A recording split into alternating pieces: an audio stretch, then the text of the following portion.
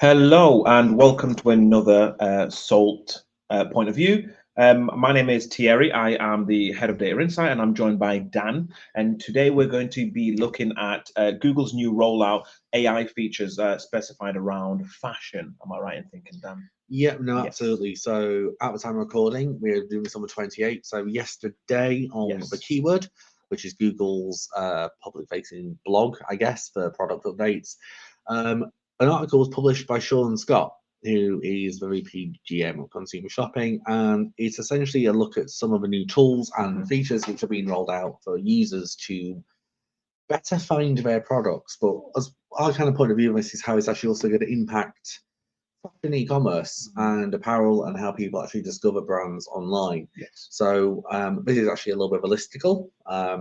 So kind of going straight into the article itself. Yeah. The first one we've got now, this is actually covered in another video as well, you might have seen around the summer travel tips, Correct. which Google's also looking at influencing. And this essentially is this new personalized style recommendations or t-shirt Tinder, as I kind of guess you can get by this. We need to copyright that. Yeah. Well, essentially, users. So this is an active learning thing for users. From what we can gather, it's going to be user account specific.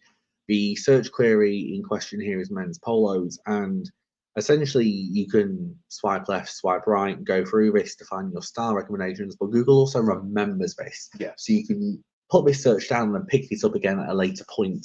So you kind of go through and have that conversation. Yeah. Well, I guess my question is as well is how are we going to measure, like, what's the measurement output of this? Because this is such a powerful tool to have if, as the brand or as the business, I can get hold of this data. Because if I can understand who my users are, what they actually love and want during a certain period, I therefore don't really need to be doing anything like long periods of research to understand when my buying cycles are for specific products, etc. They quite literally told me that by at product level, which is really, really powerful. Yeah, and for me, I mean, the fact that Google include this exact GIF, MP4, whatever you want to call it, in their summer travel tips, that's why they're using men's polos. For me, it also raises other questions of how many of these images are going to be AI generated?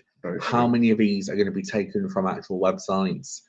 What is going to be the attribution? Because I know on a couple of these polo shirts, like that one just there, I believe that's got a Lacoste logo on it. Now, if that's being served in this feature, am I going to get any data? Is this going to be an impression for the image in Search Console based on the query? Or am I going to get any kind of haptic feedback? Now, this, let's say haptic, any kind of feedback at all, because this also then begs the question, like, not all these images they're showing are the same. Some of these have got people in, some of them, like, they'll be like, so that's person cut off, that's just a shirt. Is there going to be any feedback on, oh, we showed 500 images, here's an over from your website, here's an overlay of it. How do I optimize my images for a product? Do I want to be including people? Do I want to be cutting people's heads off? Also, what kind of people as well? I know later on, spoiler alert, there is a thing that they're going to kind of be looking at, but it's not really built into this particular explanation. But the types of people matter as well. I can imagine that Ralph Lauren has a very different, photography style and people style to Balenciaga or your Zara's or your Primark or whatever that might be. So yeah, it's really interesting. And also, if there is a swipe left for Ralph Lauren, does Balenciaga have the ability to see that? Or is it just Balenciaga based products? Well, I kind of think even touching based on that. Now, what is this swiping left or right on? Is because at the moment, this is just based on the recommendations. Now, is it swiping left or right on the color? Is it the collar? Is it the brand? It's not 100% clear. And I also look at this and think, well, if you're searching, I mean, men's polo shirts is a broad category. It's everything from Primark, like I said, Balenciaga, through to anything, everyone has a polo shirt. If, say, 1,000 people will search for us, I know it's more, and 600 people swipe right, yes, on these and left, how is that going to impact my visibility for that keyword? Because how will organic listings, I mean, obviously in this snippet here, there appears to be some sort of map pack above it in the top. then there appears to be just some like PLA product PMAXy stuff kind of going on for paid people. What influence do I have on this? Will I rank for a keyword, but how much of this will it take traffic away from what I'm trying to show? And do I get any feedback on that? How do I understand that I might be doing everything right, but people just don't like my product? They don't like the model I might have put in it. Yeah. So that's going to be interesting to know. Yeah. So this is cool, but raises many questions for sure. The second one on here is probably even more controversial, because I say controversial, it's controversial for me because when they look at things like travel and they look in other sectors and they talk about hidden gems and surfacing hidden things, and I personally see hidden gems as being you can, as long as you provide big brand service and big brand products, you don't necessarily need big brand budget to appear. Yeah. And that's always been a bugbear in the travel sector and in other sectors. So I've always seen hidden gems as being that one for the little guy. Yeah, leveling the playing field. This I see as the complete opposite. Mm. So see more from your favorite brands. So you can also specify what brands you like. US shoppers searching for apparel, shoes, accessories on mobile browsers, desktop, or in the Google app, basically everything. Can select brands they'd like to see more of while shopping with Google. So again, this isn't yet fully clear. How do you become a part of this kind of carousel that's going on here?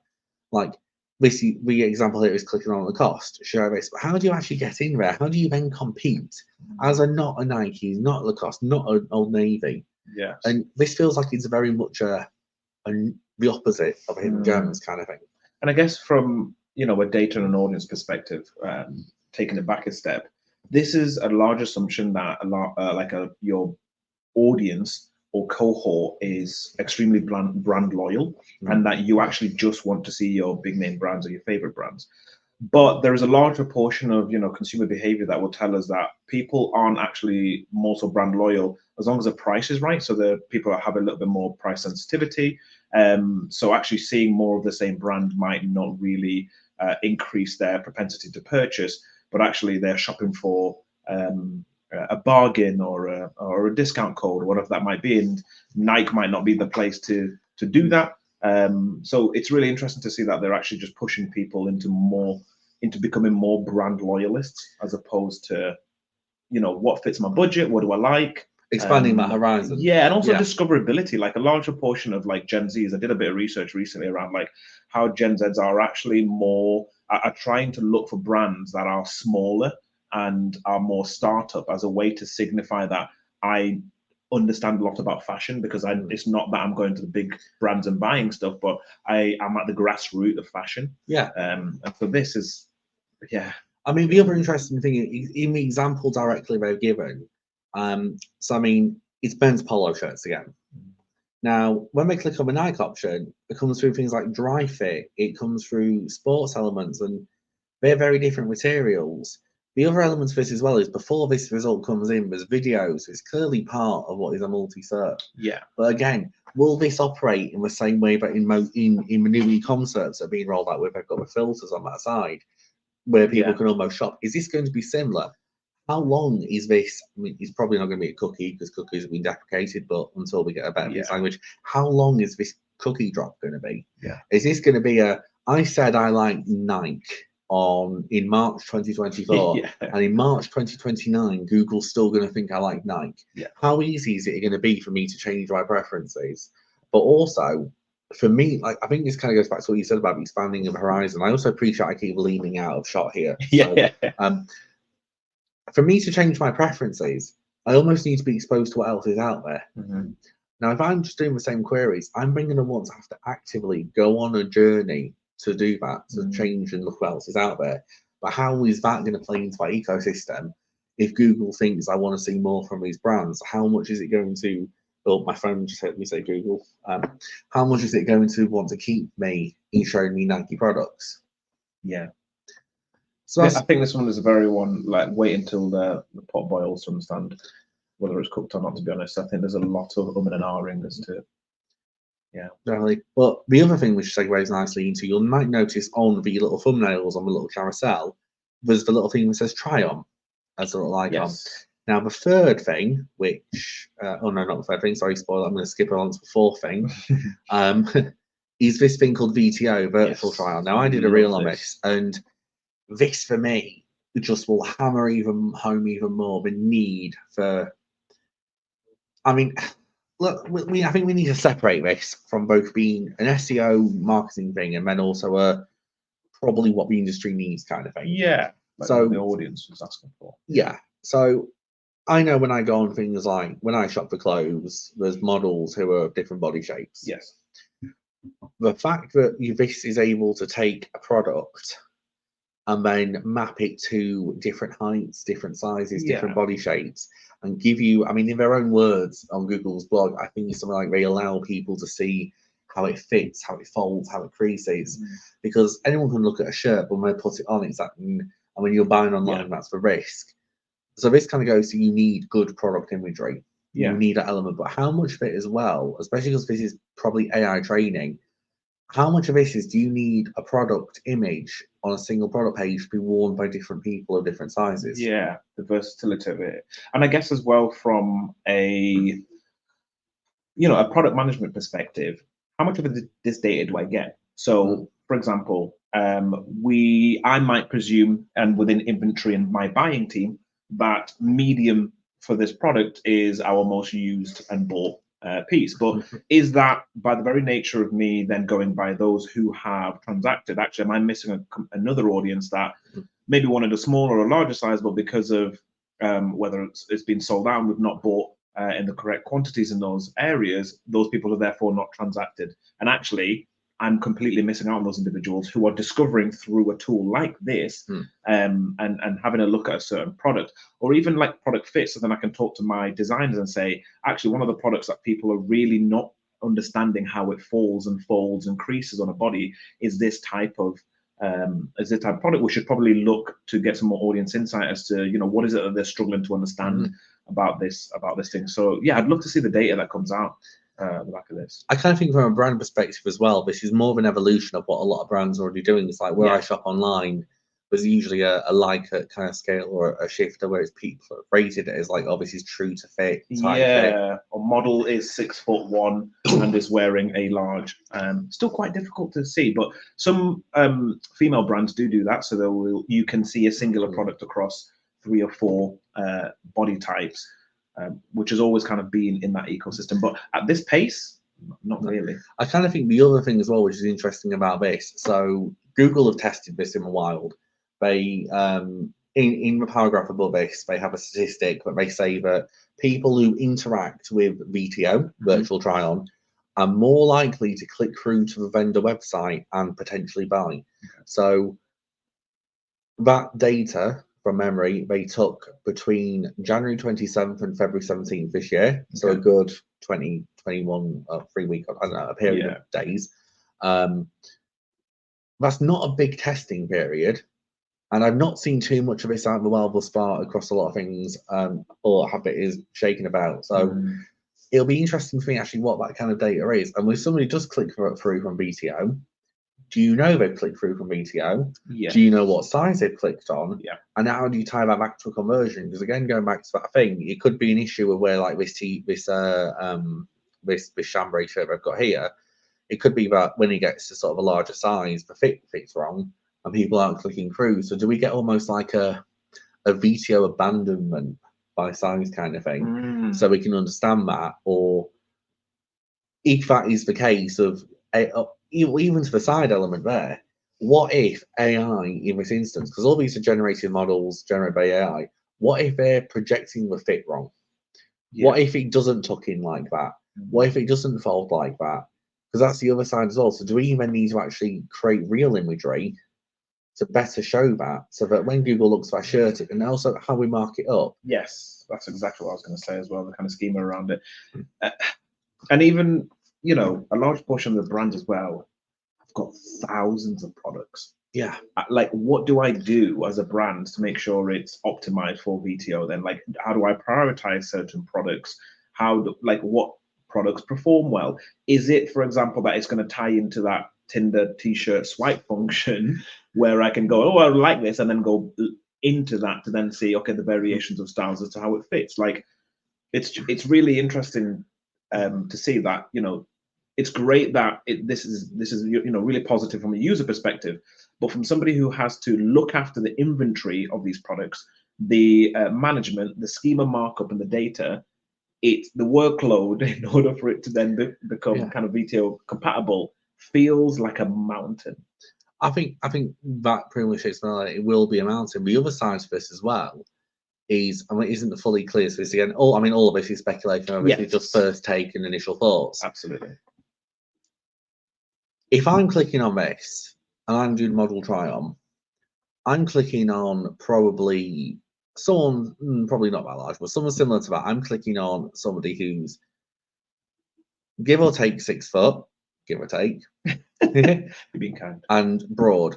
I'm not going to be clicking on any other model. So will it remember what my model try on is? And then in cases where it's doing things like the t-shirt Tinder, will it remember my actual size? Or will it actually then start to replicate over time? So then it's the case of, well, if you do clothing for slightly larger men, will AI generate that image for me? And how set are you for that? How set are you for different body types? And then I guess that kind of goes back to a wider business conversation of what is the target audience and elements like that. But at the same point, you want to be inclusive as a brand. Yeah, absolutely. And I think this is where, like, the deprecation of third-party cookies made us all have that conversation around first-party data and zero-party data, etc. So I really do think that with a lot of these new features that are coming out, it really does seem to boil down once again to understanding who your audience is. I know we banged on about it in marketing for decades and decades and decades, but instead of chasing the trends or speculations as to how this thing might work, etc., ultimately it goes down to what exactly do my users want? Is it useful for my user in some way?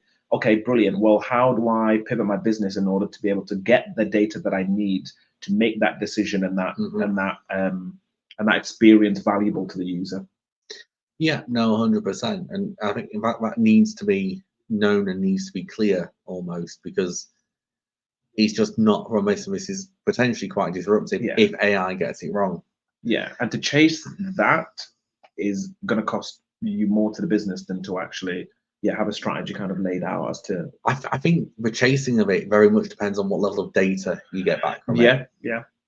But like you said, that influences your buying, influences your stockist, influences demand. Because if you have a shirt, and like you said, if you focus a lot of your buying cycle on mediums and larges, but then you actually get the data back from this that more people are trying it in XL or 2XL, correlate that with purchase data, then you could almost make that justification of, well, people are searching for our clothes in these sizes that we're not necessarily targeting at.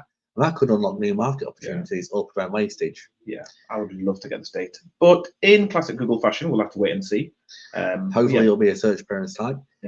But the final one from this, which I know we skipped over to segue into this, but it's not something new, but it's something that's just been included again. And this is the they're calling it Bring Your Vision to Life for image generation. These are fake product images, essentially. And this has been doing rounds on the internet for a while, but essentially you're searching for a product, you can create a fake product image using AI. You can then refine that even further, and then almost like in a lens-like fashion, shop using that image to find actual real living products. Mental.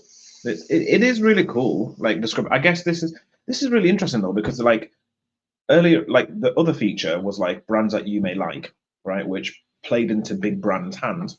Whereas this feature is actually quite interesting because, dare I say, a large portion of designs like this might not be big brand pieces, but it almost levels the playing field as to, like, I am looking for an item like this, irrespective of whether it is a Nike, an Adidas, a Ralph Lauren, etc. Which is quite cool. Now, I would love to understand, like,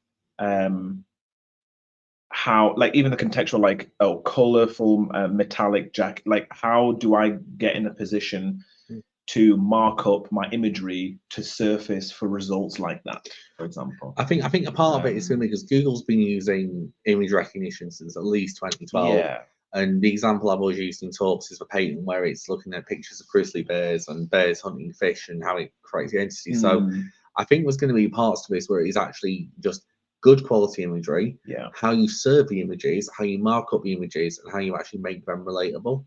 The other element of this, which I've always been slightly speculative of, and I don't know if you've seen it, but there's an advert that does the rounds on TV and on the streaming services, and I also get spammed by it on YouTube quite a bit, and it's Google's ads teams, and it's one of these, we can help grow your business through Google ads, and it's an independent store, and one of the queries she uses, an example, is something like, if you go to Google and you search in white dress with red lobster pattern full length for a wedding and hit enter, will come up. And it's like, well, that's such a ridiculously niche bespoke keyword. If you sell that as a product, I'd be pretty hard tested to see you not coming up with that organically, so you're paying on it. So but for me, this is quite an abstract example. I'd like to see an example of this, especially with things like white polo shirts, for example. Yeah, true. Or not many times do we shop for metallic jackets. But again, I think this is probably an extreme example to show that, but in a more homogenized product field, how does it then recommend? Because if you do white polo shirts, easily you've got like your Lacoste's, Ralph Lauren's, but then what about your George's from Asda? But then I guess will that, you see this point where we're going into generating an AI-based image. I wonder, I hazard a guess, if we went for white polo, would that prompt even appear? Because it's like, this is such a simplistic and homogeneous product. Is it worth the AI element kicking in for this product?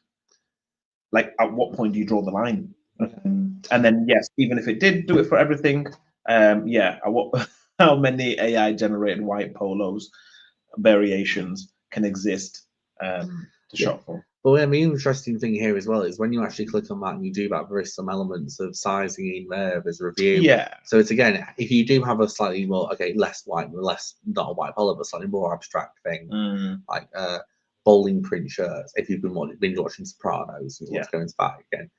How do you actually then get this? Is it paid? Is it just through PLA? It's quite hard. And the also interesting thing is, once this resets as well, underneath the actual search bar, there is an option that is actually triggering users to search for products in their screenshots. So there's actually, I believe, a slight connection to Circle to search here. Okay. So once this refreshes, I'm just going to hover my mouse where I believe it'll be there. Shop for products in your screenshots. So again, it's tying that into Circle search. But again, when people are Circle searching, will that count as a query? Well, we know it's a Circle search. It's quite broad in how we get this data. I'll tell you where I totally missed, and a great example for Circle search. So more so now than ever, we've seen a lot of traffic and search intent around people who have watched Netflix series, quite a big Netflix series, then lead on to whether it is travel or whether it is fashion. So for example, if we look at Selling Sunset, that's a perfect example. I don't know if you watch it. No. I'm obsessed. But I am partial to pausing it to actually use Circle search as a way to be like, or Lens as well, to be like, where on earth is this product? So quite famously, one of the girls came with, Amanda, had a basketball with a chain on it, and that was her handbag. Genius. It's very cool. But yeah, I paused that, did a Lens search for that to look from a shop perspective. So actually, the way we interact with TV and broadcasted content and that kind of stuff, straight into kind of Google's ecosystem and using a lot of these kind of AI-powered tools, is going to become more seamless than we kind of ever thought. I never expected those two worlds to collide, because you'd expect it to be screenshots or someone you've seen online or out in the wild, but actually streaming content and shopping have kind of come together. I no longer have to describe like, oh, ball in chain handbag. Like, it's pretty clever stuff. But I kind of guess if we get, I mean, I'm just surprised that's the most Thierry story I've heard. I'm not shocked or faced by that. I'm amazed you actually haven't bought it, to be honest. If you saw the price tag, you'll know why I don't have one right now. I still don't see that as a barrier. I've seen some of it anyway. For me as well, if we can actually get access to that data and understand that, it kind of goes one step further, because it's always that causation correlation thing.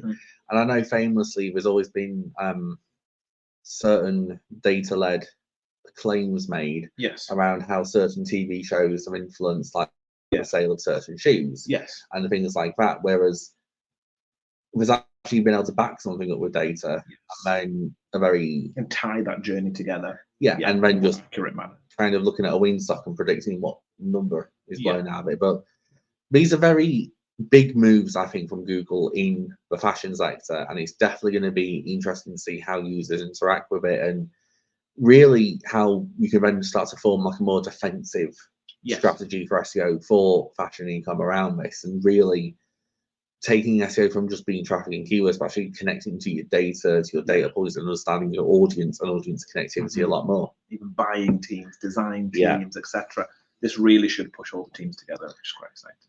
Cool. Well, thank you very much for your time again, Thierry. Pleasure's all mine, and thank you very much, Dan. No, so that is our perspective on this post. We're going to be bringing these out more and more as Google releases more blogs as well as case studies. I'm also going to try to get to talk to some of our friends who work in these sectors as well, and get just not just our take, but take from other people kind of on from like kind of the canaries in the mine, so to speak, waiting for AI to fully take effect. So without further ado, thank you very much for your time. If you like this content, please drop it a like, and please subscribe to the SALT YouTube channel, as well as the perspective content we're putting out now. We're also going to be republishing all the LinkedIn live sessions we do, shorts, and everything else. So I've been Dan Taylor. And I've been Thierry Ngutugure. And thank you very much for your time, and have a good day. Take Goodbye care. now. Bye.